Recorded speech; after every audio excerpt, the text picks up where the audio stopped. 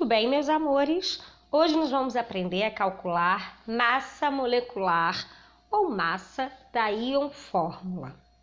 Bom, o que seria isso, pessoal? Seria calcularmos a massa de uma substância.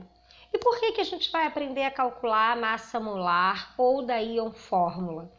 Porque como a gente está estudando estequiometria, através das leis de Lavoisier e de Prost, em alguns casos o cálculo da massa molar ajuda na resolução das questões, tá?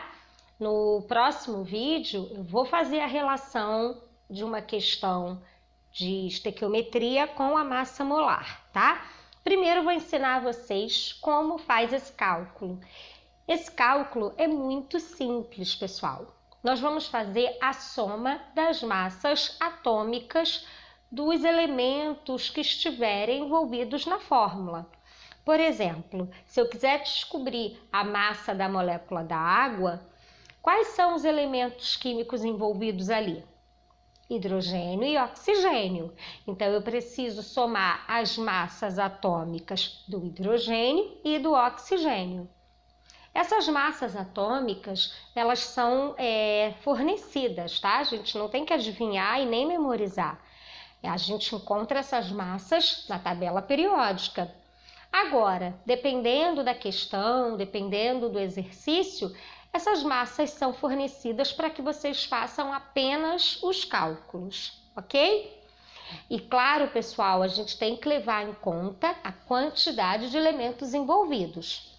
Como eu citei aqui a água, eu tenho 2 hidrogênios para 1 oxigênio.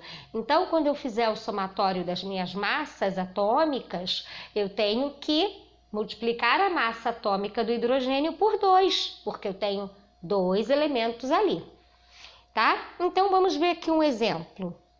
Continuando na massa molecular do hidrogênio. Pessoal, qual a diferença de massa molecular para massa íon fórmula?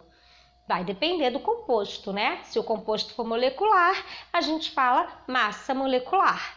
Se o composto for iônico, a gente fala íon fórmula, né? Porque aí a gente não tem uma molécula. Se não tem uma molécula, eu não posso chamar de massa molecular. Bom, olhando lá na tabela periódica, eu sei que o meu hidrogênio tem 1 de massa atômica. E sei que o meu oxigênio tem 16 de massa atômica. Só que eu tenho 2 átomos de hidrogênio, então eu tenho que multiplicar a massa atômica dele por 2, tá? Eu tenho que respeitar aquele índice que vem, né? Aquele númerozinho que fica embaixo do H, ok?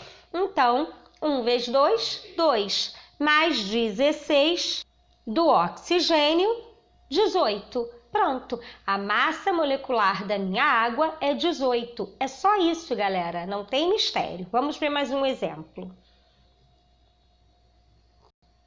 Bom, aqui eu já peguei uma íon fórmula, né, do cloreto de sódio, porque aqui é um composto iônico, né?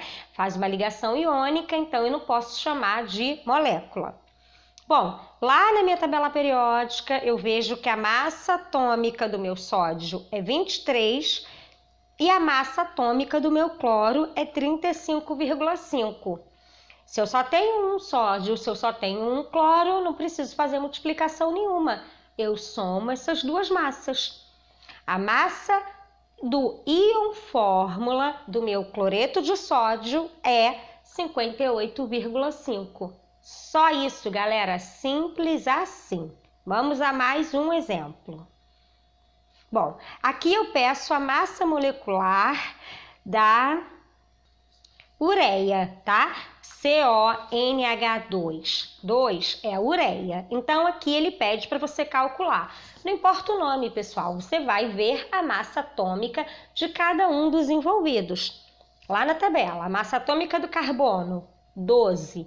Massa atômica do oxigênio, 16. Se eu não tenho nenhum número acompanhando, eu não faço multiplicação nenhuma.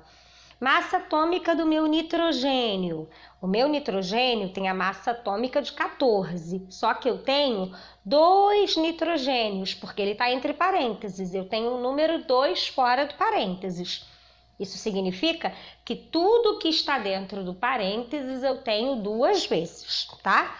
Então, eu tenho 2 nitrogênios. E o hidrogênio eu tenho 4. Por quê? Porque eu tenho 2 dentro do parênteses e 2 fora do parênteses, né? Então, eu tenho 4 hidrogênios. E aí, eu faço os somatórios.